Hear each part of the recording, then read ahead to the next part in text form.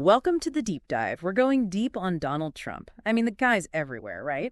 We're using a pretty fascinating biography to guide our deep dive today. It's a great text. I mean, even before he was in politics, everyone knew Trump. He was larger than life, super ambitious, and had a knack for the dramatic part. So to understand Trump's rise to power, we need to go back to his roots. Born in Queens, New York back in 1946 to a family entrenched in real estate, how much did his upbringing influence his path? Oh, his father, Fred Trump, was a very successful real estate developer. You could see how being exposed to the business world so early really shaped young Donald's aspirations. He learned about making deals and promoting himself at a very young age. This biography kind of skips over his education. I found that interesting, but it jumps right into his early career in Manhattan real estate.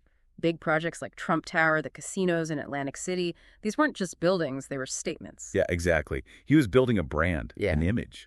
Skyscrapers, casinos, the extravagant lifestyle, they all play into his image as a successful businessman. But his business ventures weren't always smooth sailing. High stakes, risks, bankruptcies, comebacks. Was this boom and bust cycle a strategy or just his personality? Hard to say for sure, but it's a recurring theme throughout his career for sure. He seems to take risks, push boundaries, even bounce back from setbacks. It's like he was preparing for a stage presence before getting into politics. That's interesting. You might be right. There's definitely a connection between his business ventures and his later move into entertainment. And this is where things get interesting. He buys the New Jersey Generals football team, tries to compete with the NFL. Bold, but it didn't work out. Yeah, but even in failure, there's a lesson. He learned the importance of putting on a show, capturing people's attention. He didn't stop with football either. There was boxing, the Tour de Trump cycling race, always these huge dramatic events. It's about understanding entertainment, how to captivate an audience. It's like these ventures were a practice for a much bigger stage. Then there were the beauty pageants, Miss Universe, Miss USA, Miss Teen USA. Again, totally in line with his brand at the time. Glamour, aspiration, success. Oh, and The Apprentice, of course. That reality show was a game changer. Took his fame to a whole new level, solidified his image as a successful businessman. Yeah, it was more than a show. It built a persona that helped him in politics. Before we get into that, let's talk about his early political leanings. First a Democrat, then supporting Reagan, and eventually a Republican. What do you make of that? Seems like he was adaptable, willing to change with the political landscape. He wasn't tied to one party or a set of beliefs. He even thought about running for president in '88 and 2000. There was even talk about him running with Oprah Winfrey. Wow. Those early moves into politics show he was interested in the presidency. He wanted to be in a position of power. Then he moved to the Reform Party. Yeah, that's when he started positioning himself as an outsider, challenging the system. He criticized the Iraq War and George W. Bush, setting the stage for his anti-establishment stance. Right, and then there's the birther conspiracy about Obama's birthplace. Yeah. That got him a lot of attention and helped him connect with some voters. To really understand the impact of the birther thing, we need some context. What made that theory gain traction? Well, there was a growing sense of frustration and distrust among certain groups. They felt the political elite didn't care about them. The birther theory played into that, feeding a narrative of suspicion and resentment. Then in 2015, he announces he's running for president. Many people thought it was a joke at the time.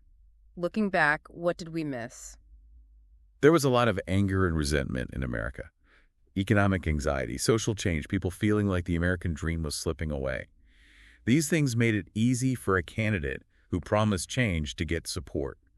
Trump was great at tapping into that anger, turning it into a political movement. His campaign was like nothing we'd seen before. Unconventional, sometimes offensive, but definitely captivating. What made it so unique and effective? It was built on spectacle shock value, bypassing traditional media, going straight to voters through social media, especially Twitter.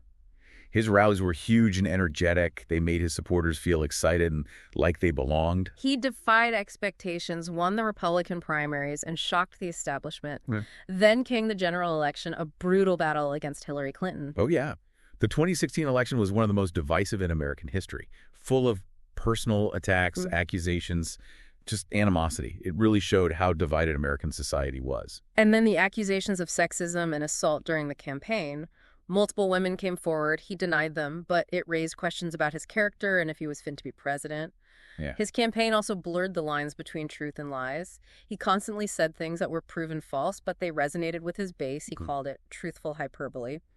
But using misinformation like that changed how we view political discourse, and it contributed to the rise of fake news, which is still a problem today. Yep. Then there's his relationship with the media. He was constantly fighting with them, calling them the enemy of the people, dismissing any negative coverage as fake news. Yeah. That seemed to just make the political divide worse and erode trust in traditional news sources. The 2016 election was a turning point for America. It was the start of a new era, one defined by political polarization, a fractured media landscape, and a growing distrust in institutions. And this is just the beginning. His election was just Act 1 in a much bigger play. Next, we'll dive into his presidency. Yeah. The key decisions, the controversies, the impact he had while in the White House.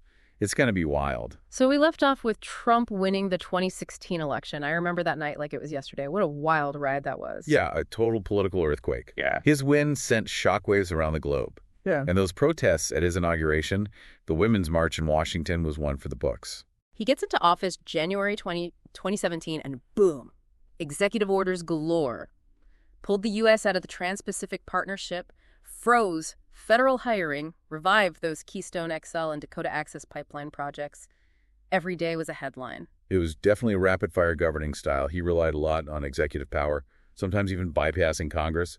A lot of debate and legal battles because of that. One area where he made a mark was appointing conservative judges, 3 Supreme Court justices even. What's the long-term impact of that? Huge win for conservatives.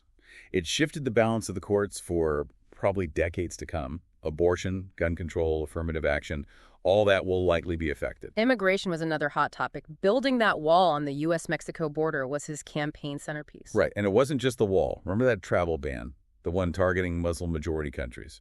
Led to massive protests and lawsuits. Then there's COVID. Nobody saw that coming. His response was, controversial, to say the least. He downplayed the virus, spread misinformation, fought against things like masks.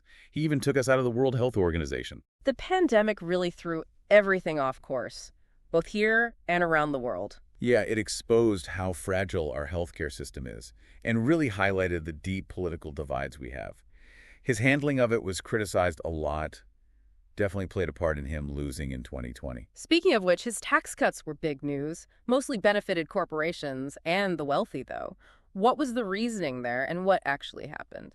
The idea was to boost the economy, lead to more jobs, and everyone being better off. Critics, though, they said it made income inequality worse and really only helped the rich.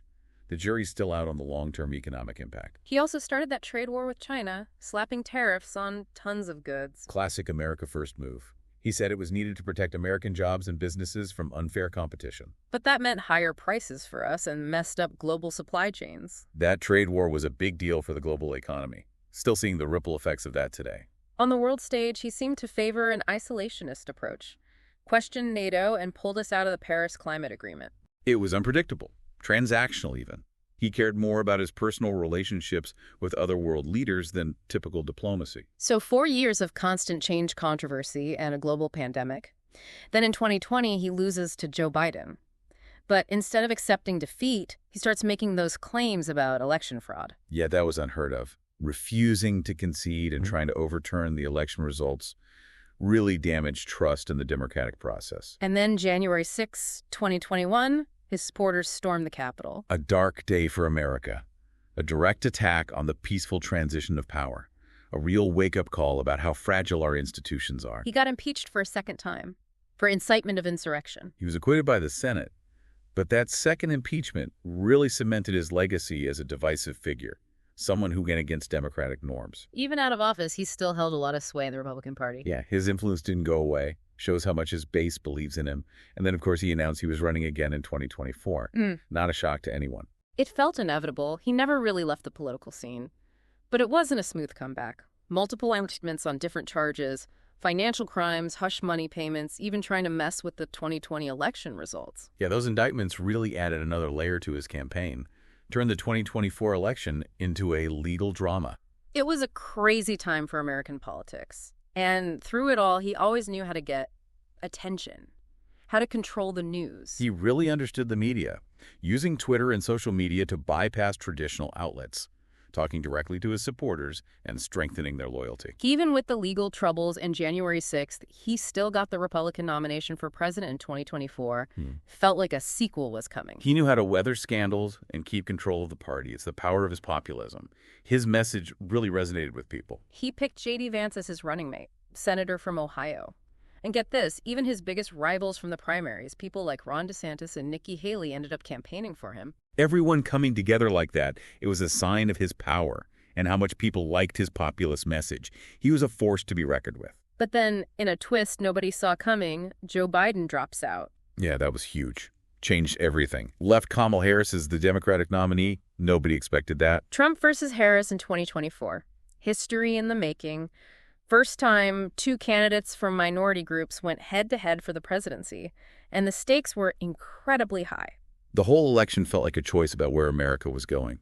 2 totally different visions for the future, clashing ideologies, personalities even. And then just weeks before the election, there's an assassination attempt at one of his rallies. Scary stuff. Thankfully, he was unsuccessful, but it really shook the country, made people even more anxious about political violence, showed how divided and angry we are. The guy who tried to do it, a 20-year-old named Thomas Matthew Crooks, he was arrested. Turns out he even flew a drone over the rally beforehand. Big security concerns there. Yeah, it led to the Secret Service director resigning and a whole review of security of political events. And even after all that, he wins. Second term as president and a Republican majority in Congress. Talk about a political thriller. He's a survivor, that's for sure. Yeah. He connects with his base, and they believe in him. That populist message really resonates.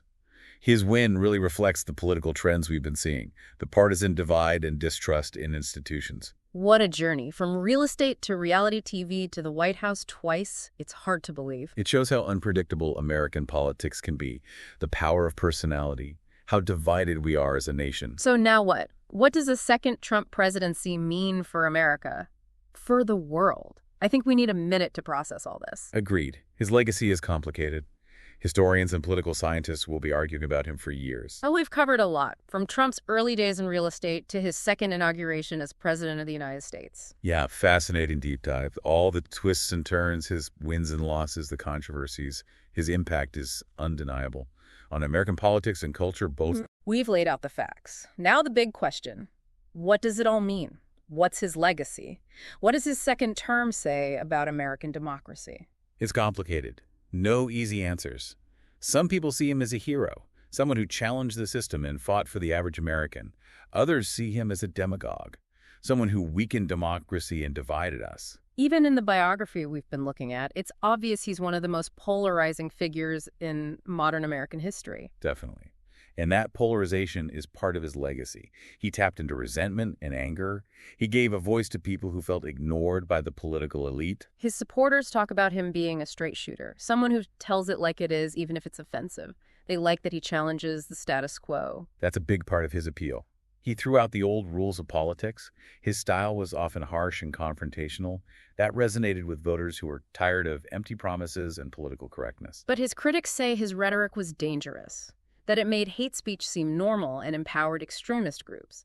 They point to things like the Charlottesville rally as proof. Yeah, his words and actions definitely raised concerns about white nationalism and the erosion of democratic norms. We'll be debating that for a long time. His presidency brought up big questions about the future of American democracy. Attacking the media, undermining elections, blurring truth and lies. All of that made people trust less and weakened our institutions. He really tested our system. It remains to be seen if we'll fully recover. So he's back for round 2. What can we expect? Well, if his first term is anything to go by, expect the unexpected. We can look at his campaign promises, what he's done before, and the political landscape to make some guesses, though. One thing's for sure, America First is here to stay. Economic nationalism, protectionist trade policies, a more isolationist foreign policy. He's already talking about renegotiating trade deals, leaving international agreements, and challenging our old alliances. Get ready for a more assertive and unpredictable America on the world stage, one who puts our interests first no matter what. His appointments will be important, too. He'll likely pick loyalists who agree with him. That could have a big impact on domestic policy, especially things like healthcare, environmental regulations, and immigration. And his judicial appointments will continue to shape the legal world. Think abortion rights, gun control, campaign finance.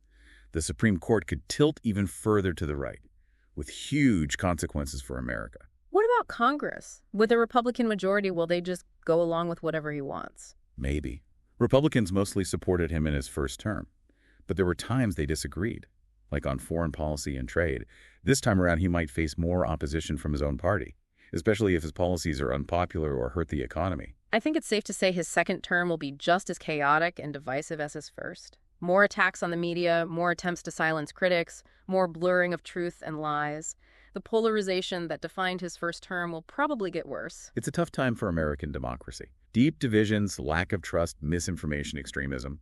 These are all threats to our political system. This deep dive into Donald Trump has been a wild ride. Highs and lows, victories and defeats. We've seen his rise to power, his time in the White House, and now his return. But we've also talked about the things that influenced him and how he's changed American politics and society. And even though our deep dive is ending, the conversation about his legacy and the future of American democracy is just beginning. We all need to be part of that conversation. We need to be informed, think critically, and participate in the democratic process. The future of our country depends on it. So until next time, stay curious, stay engaged, and keep diving deeper.